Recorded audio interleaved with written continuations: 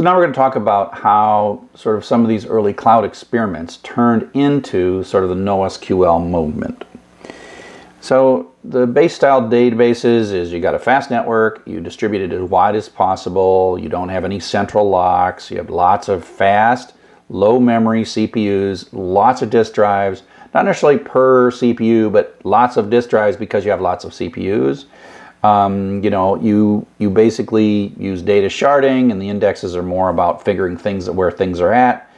You end up with documents, not rows and columns. Things like the friend list is just a document that they're friends, right? And another thing you do is instead of like coming up with a schema of exactly what your application wants to do that has rows and columns in one database, you're just like, it's kind of a document and there's some key value pairs. And if like on a Tuesday I want to add another key value pair, you got a kind of nice migration. You just add another column. It's as if you had a schema, but you could change it any time by just inserting into a column that didn't exist, and then they're all text, right? And a way to think about this is it's schema on read. You just write the document, and then you can sort of read the document and look for values that you expect to be, key value pairs that you expect to be there. So that's kind of like this next generation, no SQL, no schema, but there is a schema, as we'll see when we play with these kinds of things. We'll see that there are schemas, but they're kind of late schemas. They're not early schemas. When we're doing an ACID, we must have the schema from the beginning, and you've got to be real careful as you evolve it. Another trend that was happening during this time is JSON. And we talked about JSON. JSON's really awesome. It's a great way to just represent key value pairs. It just is wonderful. There's fast parsers in every language. And again, I've never built one, but just imagine how awesome you could compress JSON if you really wanted to. And one thing about databases that it loves to do is squeeze stuff into less memory so you can cache more and everything. And so just imagine like the keys of JSON becoming just numbers. Oh, it's really cool. Compress it, save storage, save data transfer, everything. Just awesome. A JSON is a cool format. It seems simple in the beginning, but then you realize that JSON has touched everything, and it's really a beautiful thing. So in this time frame, a series of open source NoSQL databases started to come out, a thing called CouchDB, which was funny, a cluster of unreliable commodity hardware, which is exactly what I was talking about, right? MongoDB often came out along with a node system, which had JSON storage, and it was as we moved more of the application into JavaScript and started using Ajax and JSON, and even then microservices, the MongoDB was really sort of very much part of that movement. Cassandra is the Facebook engineers who figured out how they built Facebook, and they kind of built some open source like Facebook-like capabilities.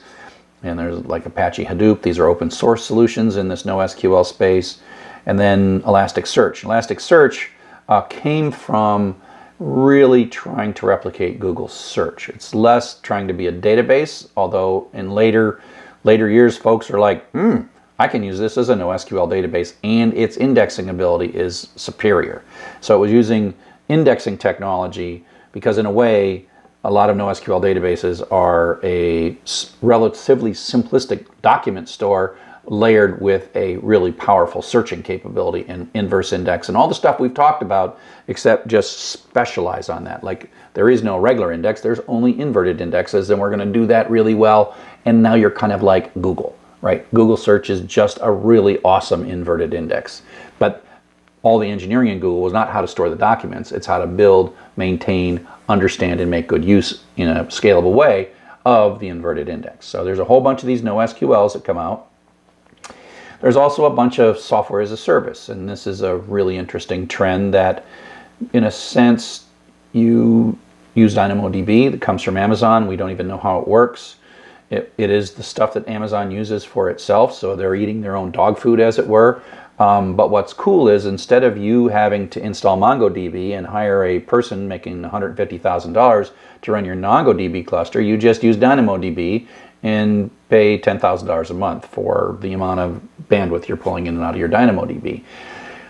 It seems expensive to pay $10,000 a month for a database, but if the option is to pay $150,000 for a software developer, and frankly you need 2 or 3 of them if you're really going to be serious about it, and that's going to be $500,000 to have enough software developers to really run Mongo well, Amazon starts to look like a super bargain. Google had Bigtable. I used Bigtable when I used App Engine. I've actually used DynamoDB. Found it a little bit slow, so I just used Elasticache instead. I used it and I stopped using it.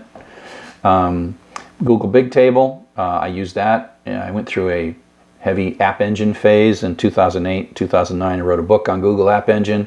I used Bigtable. You could see how Bigtable could be used to build a Gmail-like application or to build a web crawler, but not necessarily any other applications. And I kind of had my time with Bigtable and kind of walked away from it. I was frustrated with Google's and Amazon, frankly's DynamoDB. I could not do performance analysis because it was too magical.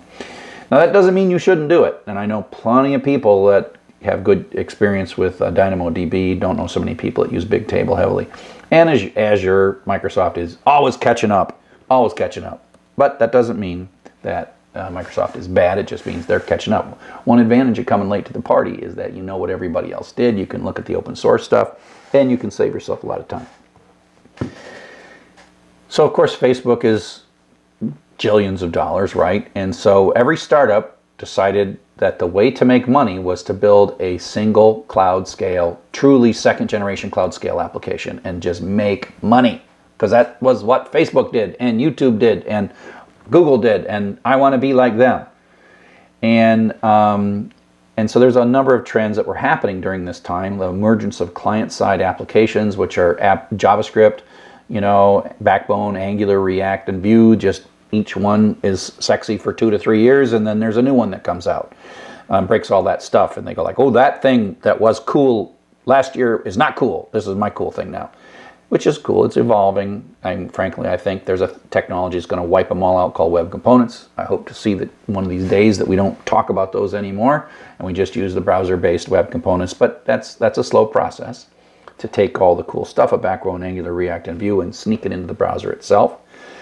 Also, the emergence of Node.js, which is JavaScript in the server, which allowed people to learn the JavaScript in the client and JavaScript in the server, and certainly the JSON exchange and AJAX was all happening. And then you just pick a NoSQL database like MongoDB and Node, and away you go. And these startups, they don't know any better. They are starting, they have no customers, and they write code really fast, and 1,000 people use it, and it runs fast, and then they find that when they get to 100,000, it all falls over. And so that's the problem. And so in 2012, if we look at the Gartner hype cycle, we saw that NoSQL databases were in the technology trigger, which means they're all talked about, moving up to the peak of inflated expectations. And things go kind of ooh, that's cool, to we believe it solves all the problems in the world, to like it doesn't solve any problem, and then things get better. So this is 2012, the time frame that I'm talking about. And so what happened actually sometime like I think 2016 is they stopped mentioning NoSQL databases because it really doesn't mean anything. So NoSQL databases, which is how I kind of started all this, it doesn't mean anything. Base style databases does mean something, meaning the eventual consistency databases. So if you look at the data management hype cycle, you see a whole set of things that are kind of like the progeny of NoSQL, like SQL interfaces to Hadoop, document store databases, SQL interfaces to object stores. So that the whole notion that there was going to be this NoSQL revolution and SQL was going to go away, that's kind of been replaced by these cool non-ACID databases are cool for certain kinds of applications. And so that we'll talk a little bit about the start of the NoSQL movement and the end or the maturation of the sort of a true adoption of the NoSQL techniques. So I had a friend who founded a company and built it up and then eventually sold the company called Variscite. And they had a problem. They were going to expect about 100 terabytes of information because it was a cheat checker that would read papers and see if they were borrowing from Wikipedia or whatever. It was going to be cloud, it was going to be multi-tenant, it was going to be single instance, really a second generation cloud. They started out with MySQL like everybody does as a proof of concept, but they did not want to then build so much skill in how to shard. And so they grabbed an open source NoSQL database, Cassandra, and they leased a bunch of hardware. They went because they knew they had to play with the disk drives and play with the memory, and it worked great until it didn't. And then they had to bring in somebody who was a Cassandra expert, and that was super expensive, and it really didn't fix anything. And so the problem with all these choices of NoSQL scales forever, it doesn't. All it is you don't know when it fails, right? Nothing scales forever. And the problem is that we have things like Postgres, which are decades old, and then we have something that's just like a year and a half old. You're going to run into the problem. That's the problem with these, especially in 2013, 2014, and that's why it was going up into this over expectations. And the consultant failed.